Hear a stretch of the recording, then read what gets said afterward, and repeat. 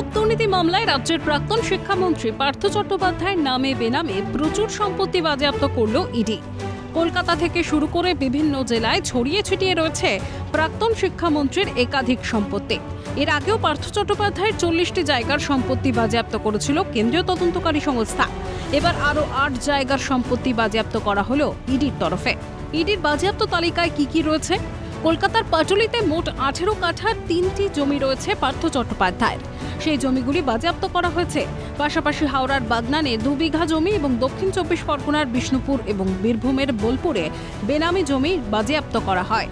কেন্দ্রীয় এজেন্সির সূত্রে খবর, তদন্তে আরও 4টি নতুন সংস্থার হদিশ মিলেছে, যার মধ্যে একটি সংস্থায় 2 কোটি টাকা জমা রাখা হয়।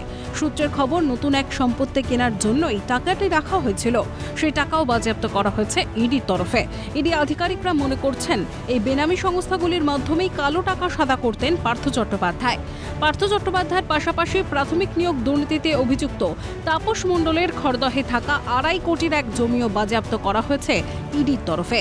নিয়োগ দুর্নীতির জাল যে মাকড়সার জালের চেয়েও বিস্তৃত তা বলাই বাহুল্য। এর আগে আলিপুরের বিশেষ আদালতে সিবিআই দাবি করে, রাজ্যের তৎকালীন শিক্ষামন্ত্রী পার্থ চট্টোপাধ্যায়ের বাড়িতেই চলত চাকরি বিক্রির গোপন বৈঠক। সেখানে নিয়মিত যাতায়াত করতেন প্রসন্ন রায়দের মতো মিডলম্যানেরা। সেখানেই চাকরি বিক্রির ব্লুপ্রিন্ট তৈরি হতো। এসএসসির উচ্চপদস্থ আধিকারিক থেকে শুরু করে নিয়োগ দুর্নীতিতে যুক্ত বিভিন্ন এজেন্ট সকলেই উপস্থিত থাকতেন বৈঠকগুলিতে। কেন্দ্রীয় গোয়েন্দা সংস্থার দাবি, ম্যারাথন জেরায় আরও বেশ কয়েকজন চাকরি চুরির এজেন্টেরও সন্ধান মেলে।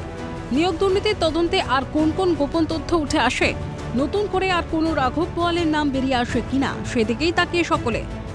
শুভজিতের রিপোর্ট, ক্যালকাটা নিউজ।